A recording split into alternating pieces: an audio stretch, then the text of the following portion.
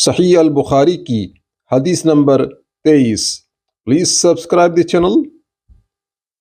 سیدنا ابن عمر رضی اللہ عنہما کہتے ہیں کہ رسول اللہ صلی اللہ علیہ وسلم ایک مرتبہ کسی انصاری مرد کے پاس سے گزرے اور ان کو دیکھا کہ وہ اپنے بھائی کو شرم و حیا کے بارے میں نصیحت کر رہے تھے، تو رسول اللہ صلی اللہ علیہ وسلم نے فرمایا، حیا کے بارے میں اس کو نصیحت کرنا چھوڑ دو، اس لیے کہ حیا ایمان میں سے ہے۔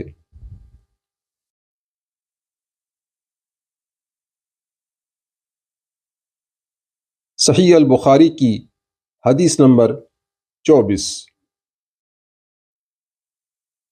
سیدنا ابن عمر رضی اللہ عنہما سے ہی روایت ہے کہ رسول اللہ صلی اللہ علیہ وسلم نے فرمایا، مجھے یہ حکم دیا گیا ہے کہ میں لوگوں سے قتال کروں یہاں تک کہ وہ اس بات کی گواہی دیں کہ اللہ تعالیٰ کے سوا کوئی معبود نہیں، اور اس بات کی بھی گواہی دیں کہ محمد صلی اللہ علیہ وسلم اللہ کے رسول ہیں، اور نماز قائم کریں اور زکوٰۃ دیں۔